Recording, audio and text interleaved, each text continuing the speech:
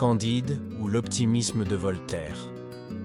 Publié en 1759, Candide ou l'optimisme est un conte philosophique de Voltaire qui raconte les aventures mouvementées de Candide, un jeune homme naïf élevé dans le château du baron de Thunder-ten-Tronckh, en Westphalie. Son précepteur, Pangloss, lui enseigne que tout va pour le mieux dans le meilleur des mondes possibles, selon la philosophie optimiste de Leibniz. Un jour, Candide est chassé du château après avoir embrassé Cunégonde, la fille du baron. Commence alors une longue série de voyages et de catastrophes. Enrôlement forcé dans l'armée bulgare, guerre sanglante, tremblement de terre à Lisbonne, inquisition, naufrage, trahison, viol et meurtre. À chaque étape, Candide découvre la cruauté du monde et la souffrance des hommes. Accompagné de Pangloss, de Martin, pessimiste, et de la fidèle Cunégonde, Candide parcourt l'Europe, l'Amérique du Sud et le Moyen-Orient. Il découvre l'Eldorado, un pays utopique où règne paix et prospérité, mais il quitte ce paradis pour retrouver Cunégonde.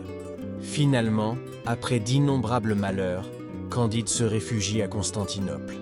Désabusé, il rejette l'optimisme de Pangloss et conclut qu'il faut cultiver notre jardin, c'est-à-dire travailler et agir pour rendre sa vie meilleure, plutôt que de spéculer sur le mal ou le bien.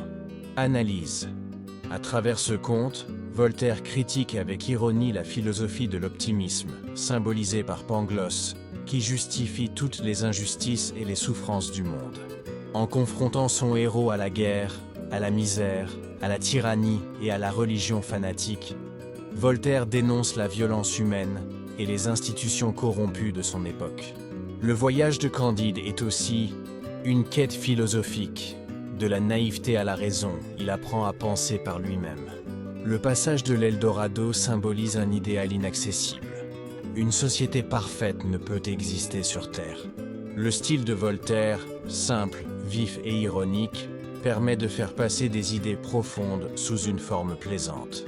Le conte se lit comme une aventure mais cache une réflexion morale et politique. La célèbre conclusion « Il faut cultiver notre jardin » résume la leçon du livre. L'homme doit abandonner les illusions métaphysiques et se consacrer à l'action concrète, au travail et à la solidarité. Ainsi, Candide est à la fois un récit initiatique, une satire de la société du XVIIIe siècle, et une invitation à la lucidité et à la responsabilité humaine.